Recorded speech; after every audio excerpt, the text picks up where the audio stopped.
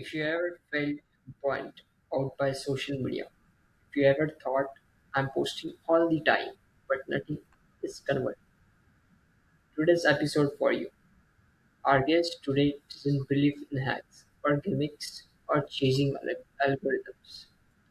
She believes in clarity, consistency, and confidence. And she helps hundreds of business owners turn social media from a daily headache into a real business growth tool. She is an award-winning social media strategist and international speaker on marketing and AI, a bilingual consultant helping brands to reach a diverse audience, and the founder of Beyond Engagement. With over 14 years of experience, she taught entrepreneurs how to start renting attention and start building authentic online communities that actually convert. Valentina, it's good to have you here. Thank you for having me. I can't wait to get into this discussion. Alright, so take us back to your childhood. What were you naturally drawn to back then? How did you that evolve during your college years? And what was that exact moment you realized this is the work I'm meant to do? Well, it's funny because when I was a kid, I wanted to be a veterinarian. I wanted to help treat dogs and cats and horses. And then during college, I did a pivot. So I changed degrees. So I was going to the animal sciences program, and then I switched over to the animal business side of things. And then a couple years after graduating from college, I was doing my master's in business administration, and I saw and discovered about social media marketing and how you can really market your business through utilizing social media marketing. And when I discovered social media marketing, and Piyush, this is the funniest story. When I was doing my master's program, the answer to everything was social media marketing. I was like, the answer to anything, leadership, management, law, everything. The answer to anything is social media. So that's when I realized this is something I really want to do. And when I graduated with my master's program, there weren't any jobs in at the time. This is looking at back in 2011 when I graduated with my master's degree in business administration, and I didn't see an opportunity. There was no job, so I created my opportunity by starting my own business and launching my business in January of 2012.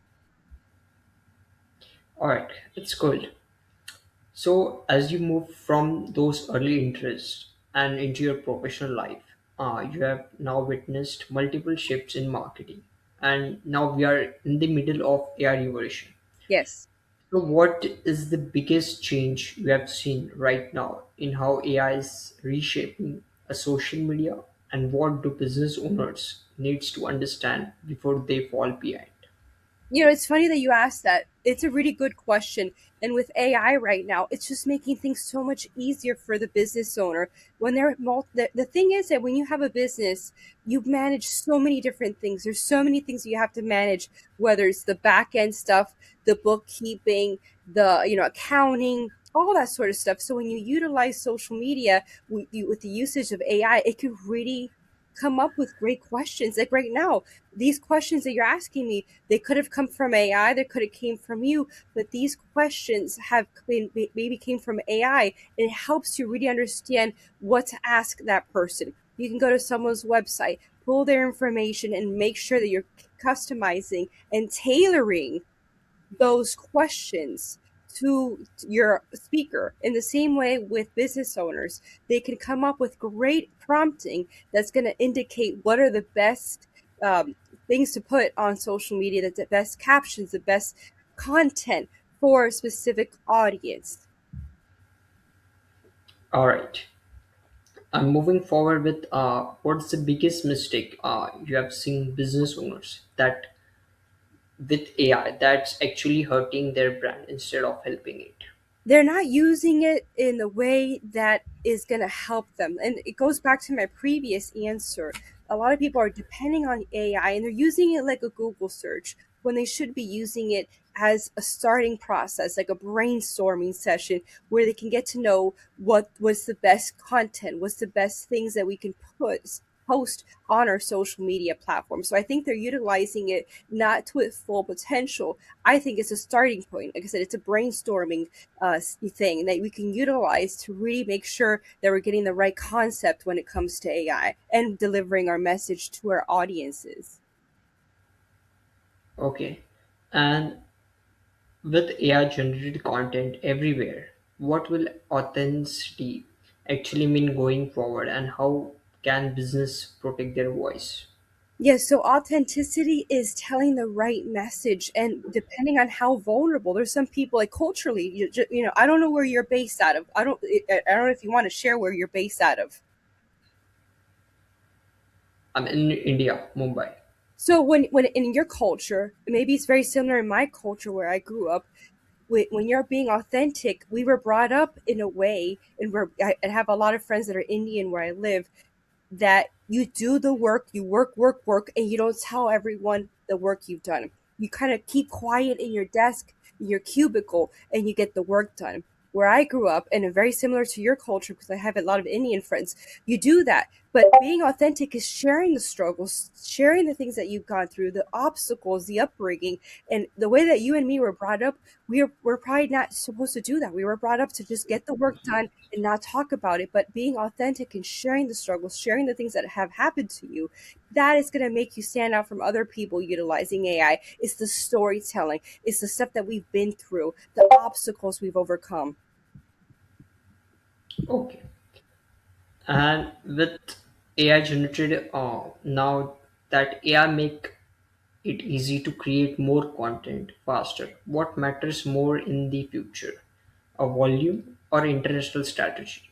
I think it's the second one. It's all about being specific, being authentic, showing showing the thought leadership.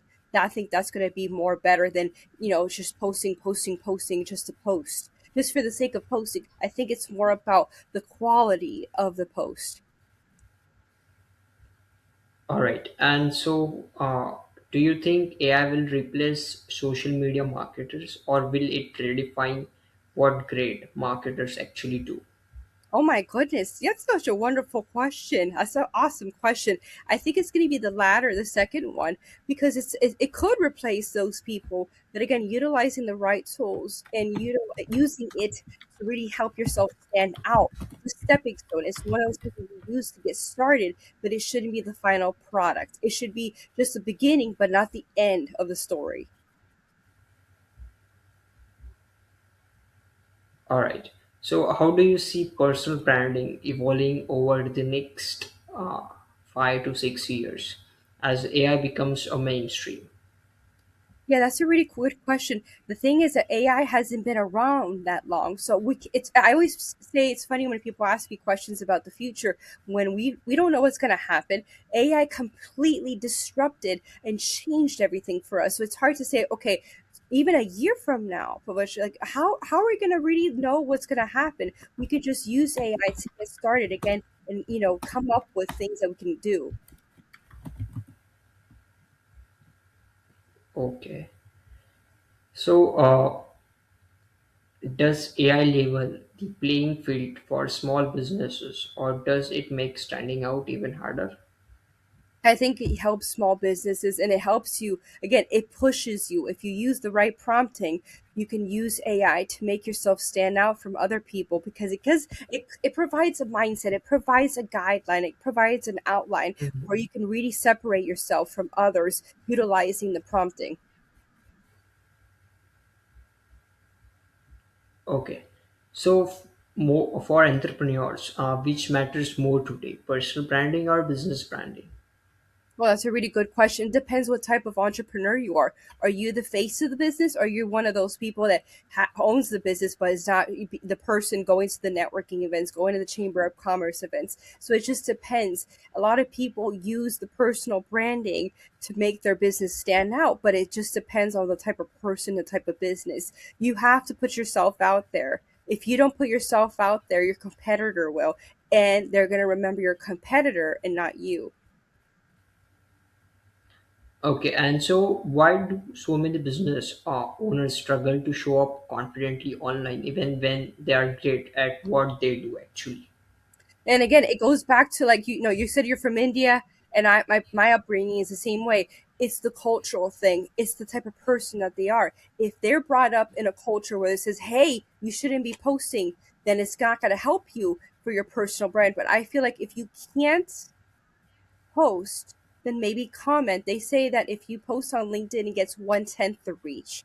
But if you comment on posts on LinkedIn, it gets 1/3 the reach. So what gets more traction is your commenting. So make yourself be a thought leader, not necessarily posting, "Hey, this is me," and all that stuff. It's more about, let me leave intentional comments with thought leaders to make my brand stand out to an audience outside of my network through the commenting. Okay, and what type of engagement actually leads to business growth, not just vanity metrics? So again, it goes back to, I love it. You keep asking the question and I keep redirecting to the previous question. This is so good. So again, the type of engagement that gets the most traction is those type of posts that you do, or the comments that you leave that kind of gets people to comment back or to send a direct message to you. So it's, again, just to repeat this. So when you post something on LinkedIn, it gets 1/10 the reach. When you comment, it gets 1/3 the reach. And then when you post in that first hour, it reaches to about 10% of your audience. So it's so important to, when you do post on LinkedIn, that you check the people that are leaving you comments, keep the engagement going on. Mhm. And talking about long-term thinking in this social media, like what separates brand that last from a brands that fade away? Can you repeat the question? Okay, so what separates a brand that lasts from brands that fade away? That's a really tough question to answer. Um, I might have to skip that one and go to the next question. Crazy. So, what's marketing opinion you have the most people who strongly disagree with? Can you repeat that again? What's a marketing opinion you have the most people who strongly disagree with? Hmm. I guess it goes back to the to being active on social media. A lot of people, they don't believe in working on their personal brand, so they don't believe in posting and much less commenting. So if I can get people to see the value, not necessarily in posting all the time, but providing feedback, commenting, engaging with other thought leaders and associations, that would be the best thing for me. And a lot of people disagree with that. So Mhm. Okay. So, how do you think social media algorithms will adapt as AI generated content continues to flood platforms? that's the thing. So a lot of people, like right now, I think when I look at my LinkedIn, I'm thinking, how many of these posts are AI generated, AI created, and how many of these posts are actually written by someone? So it's becoming so flooded, like you said, it inundated with AI posts. So I'm personally scrolling and checking and saying, okay, is this real or is this fake? Was this created just to create something for the day, for the week? Is this something that people really are passionate about? So I'm looking at that and I'm seeing the AI and I'm like, okay, this is not even worth reading because it's just something that someone posted. Okay, all right.